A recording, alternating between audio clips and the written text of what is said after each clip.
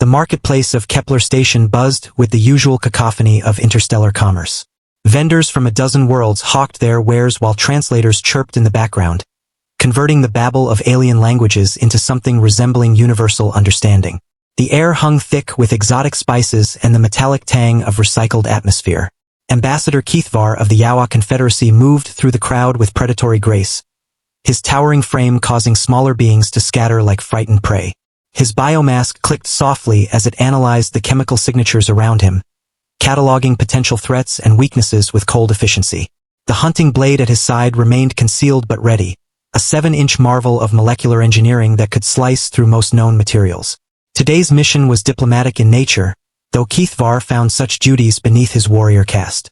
The Confederacy had sent him to negotiate mineral rights with the local human administration, treating it as a routine matter. After all, what could these soft, pink-skinned mammals possibly offer in resistance? The intelligence reports painted a predictable picture. Humans were new to the galactic stage, barely 2 centuries since achieving faster-than-light travel. They possessed no natural weapons, no protective carapaces, no venom sacs or acidic secretions. Their homeworld of Earth sat in an unremarkable system, notable only for its moderate climate and abundant water. Most galactic powers considered them a curiosity at best, clever enough to reverse engineer stolen technology, but lacking the physical prowess to pose any real threat. As Keithvar approached the designated meeting point, a disturbance erupted near the central plaza. Shouts echoed in multiple languages, and the crowd began to surge in panic. His biomask immediately identified the source. 3 Zelkan raiders had cornered a group of civilian traders, their plasma rifles trained on trembling victims. The Zelkans were notorious pirates. Their chitinous exoskeletons made them nearly impervious to small arms fire. Their leader, easily 8 feet tall with mandibles that dripped neurotoxin, was demanding tribute from the cowering merchants. Local security seemed nowhere to be found, typical for these frontier outposts. Keithvar's hunting instincts stirred. This could prove entertaining.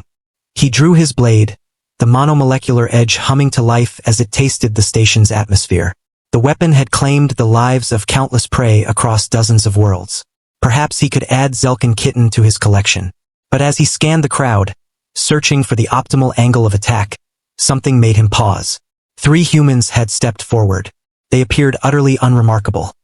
Average height, soft features, wearing simple civilian clothing, no armor, no visible weapons, no protective gear of any kind. By all rights, they should have been fleeing with the rest of the crowd. Instead, they moved with a calm, purposeful stride that seemed completely at odds with their fragile appearance. "That's far enough," said the lead human, a female with graying hair and laughing lines around her eyes. She looked more like someone's grandmother than a warrior. The Zelkan leader chittered with amusement, his compound eyes reflecting the plaza's artificial lighting. "More tribute. How generous of you to volunteer soft meat." The woman smiled, actually smiled in the face of 3 armed raiders. "I'm Captain Sarah Chen, formerly of the Terran Marine Corps. These are my colleagues, Sergeants Martinez and Okafor. They were retired, but old habits die hard." Keithvar's biomask began registering unusual readings. The humans' heart rates were elevated, but steady. Not the chaotic rhythm of panic, but the controlled acceleration of predators preparing to strike. Their muscle tension suggested coiled springs rather than cowering prey. "You have 5 seconds to drop your weapons and surrender," Chen continued conversationally. "After that, things get unpleasant." The Zelkans erupted in clicking laughter. "Humans, you amuse us with your bravado. We have killed hundreds of your kind. Your bones break so easily." "For seconds," Chen replied, still smiling. That's when Keithvar noticed something that made his blood run cold. The other humans in the crowd weren't fleeing anymore.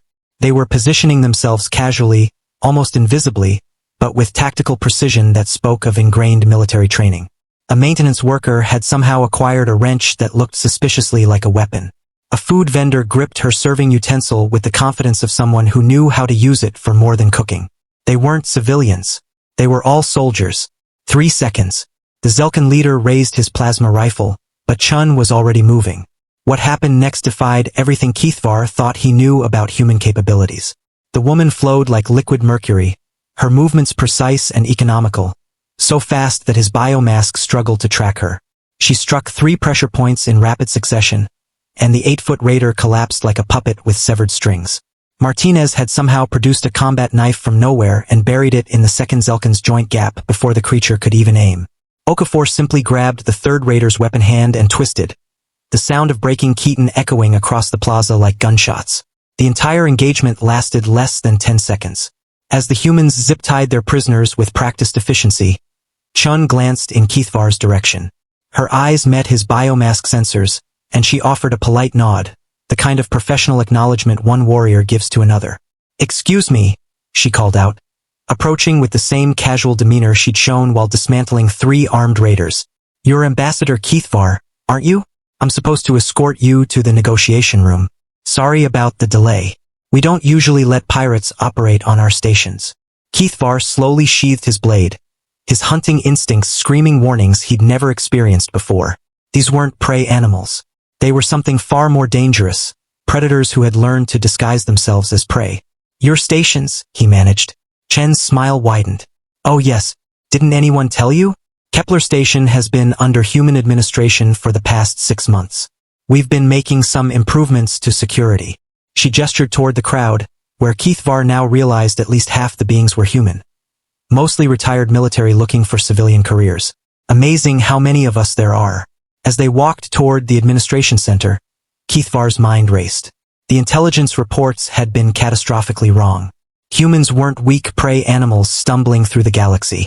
They were apex predators smart enough to let everyone else underestimate them. The negotiation suddenly seemed far more important than a simple mineral rights discussion, and Keithvar, for the first time in his hunting career, felt like the one being stalked.